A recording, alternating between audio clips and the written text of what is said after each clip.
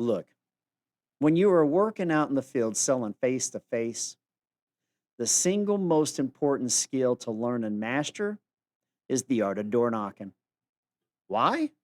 Well, several reasons actually, but the main reason is because if you don't get your foot in the door, or you do not get your prospect to agree to sit down with you for a few minutes, then no matter how many products you offer, and no matter how good you are, you can't help a prospect when they shut the door in your face.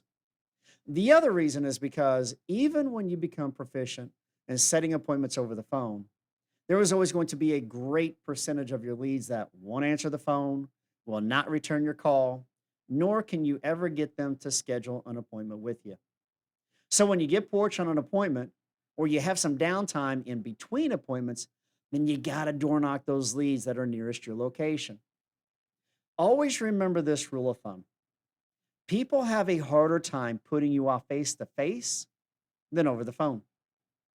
My name is Rusty Westfall. I'm the professor of final expense, and this is door knocking tips, tricks, and techniques.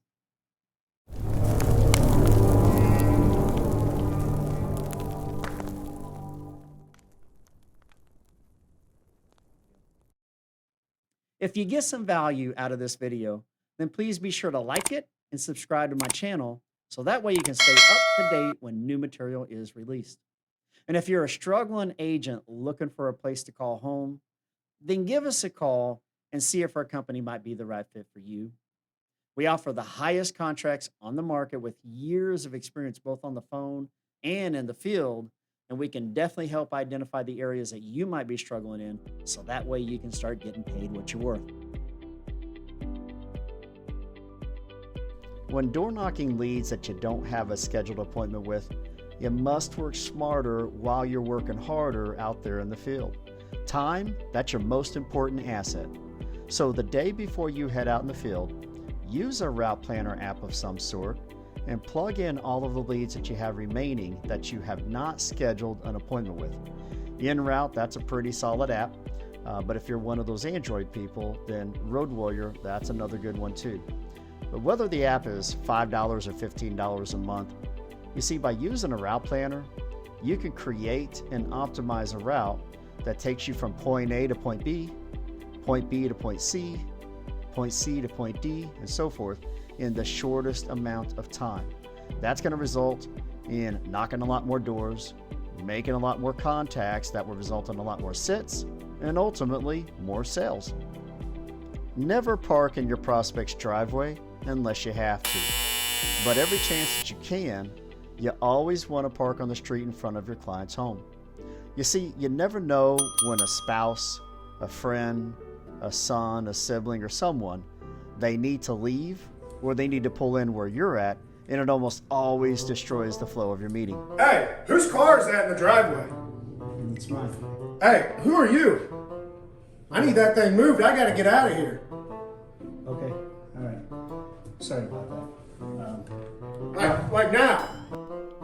Be prepared before you arrive to your destination, so that way you can exit your car right away.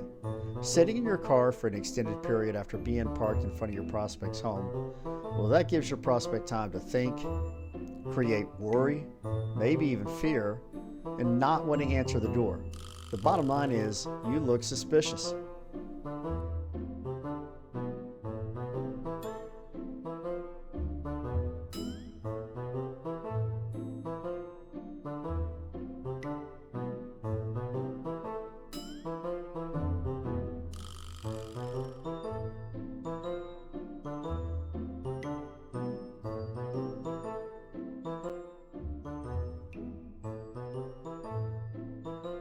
Who's that clown?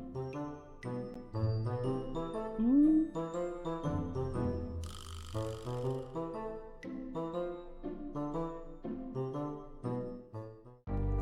Wave the house as you are approaching the home. For those who wouldn't have normally answered their door, the ones who peek out the moment they hear a car pull up and they think that you saw them because you waved, they are now more likely to answer. So wave that house about 5 seconds after you got out of the car. Get in the habit of doing this. Keep your hands out of your pockets and sunglasses removed when approaching the door. Let them see your eyes. Any credentials you can show, like an ID badge, a logo on your shirt or binder, have them displayed to where your prospect can see them. You need to look as honest and credible that you possibly can, so your prospect is going to be comfortable enough answering the door, speaking with you, and possibly letting you in their home. When selling in the field, don't overload yourself and be carrying around a bunch of large items. For one, it's intimidating to the client when they see someone loaded down with all kinds of gear, which makes them more reluctant to even answer the door. And then two, you want to travel light and be able to move with ease, especially when verifying their handwriting, which is why I always have the clipboard strategically behind a binder that I use when I'm out there in the field. I strongly recommend using a binder that is large enough to hold a light amount of supplies, and we're talking items like folders, memorial guides, brochures, business cards, the necessities. But most importantly, an iPad or a tablet, which is how you should be doing all of your applications. Look, if you're still out there lugging around a big old laptop computer, it's just too much. Right after each appointment, refill the supplies you used in your binder from the supplies you should be keeping in a portable file container in your car. Don't ring the doorbell at first. Not only are doorbells impersonal, but in our market, half of them don't even work.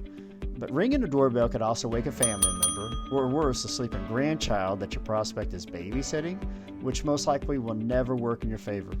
And for those who have Ring camera type doorbells, ringing first invites them to talk to you through their phone app, but likes to result in what I call the interrogation game and them not opening the door. You see, just like waving the home, the first goal to door knocking is getting the ones that are home to open the door. Not talk through a door or through an intercom, but to their face. When knocking on the door, use a little muscle, then patiently wait a few minutes. If no answer, knock again, only a little louder and longer. There will be times when your prospects are hard of hearing. They are in the back room or they're in the basement. They're indisposed. They use a walker or a wheelchair. They're cooking dinner, among many other reasons why they can't get to the door right away. And then after waiting another minute or two and still no answer, then ring the doorbell, follow it up with a final stern knock at the door. After knocking on the door, stand back a little ways, give it some space, don't crowd the door. And when someone answers the door, smile. Hey, Janet, how are you doing today, young lady? Okay. Good. Well, Janet, my name is Rusty. I'm the licensed representative. I've been assigned to the request that you had sent in. Is that your handwriting right there? Yes. It is. Okay.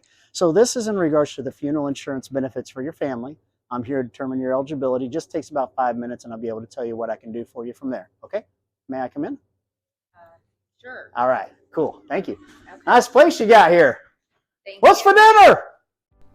Follow this approach and script verbatim. Don't change one word and don't change one thing about it.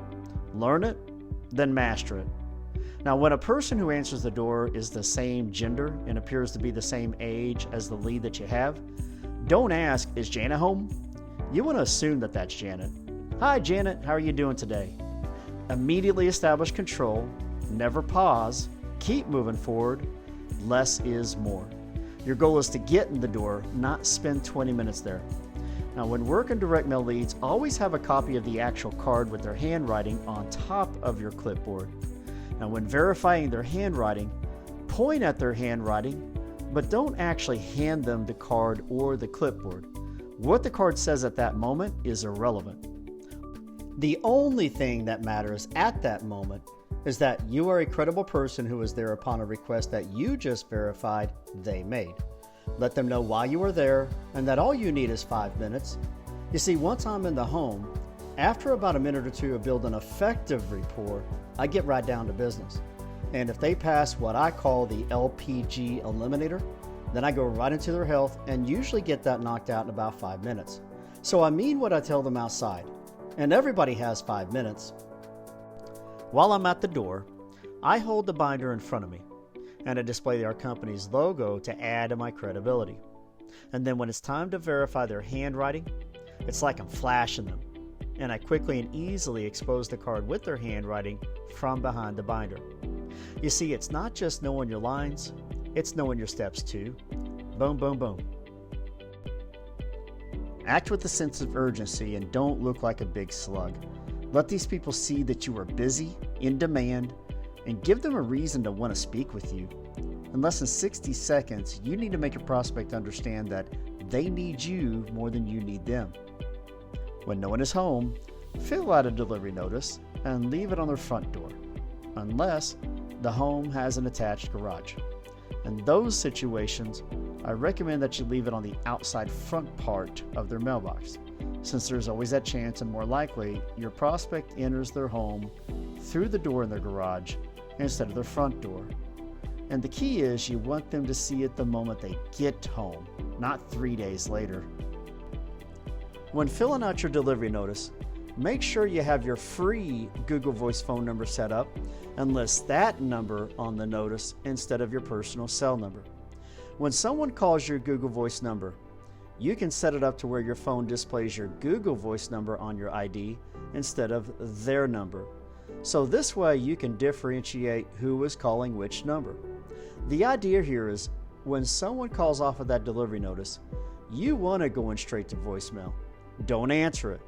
And when it does go to voicemail, you want your greeting to say the following: You have reached the fulfillment center. If you are calling in regards to a delivery notice, please leave your name, reference number, and the best time to re-deliver your package. Please note you must be present for a delivery. Thank you. Simple. Less is always more. You see, the idea here is for them to tell you when you can catch them at home. That's it. That's called working smarter while you're working harder. There's no need to talk to them. Don't give them any opportunities to tell you that they're not interested. Just treat it like a scheduled appointment and show up when they tell you to. When filling out your delivery notice, for the contact person, list Fulfillment Center versus your actual name, and then create a reference number to help simplify the message for your client when they do call back. And there you have it. By learning, applying, and mastering this approach along with these tips and techniques, you'll be getting a lot more homes with a fraction of the effort and now having a lot more fun while doing it too. Till next time, I'm Rusty Westfall, and I'll see you at the top as the bottom's too crowded.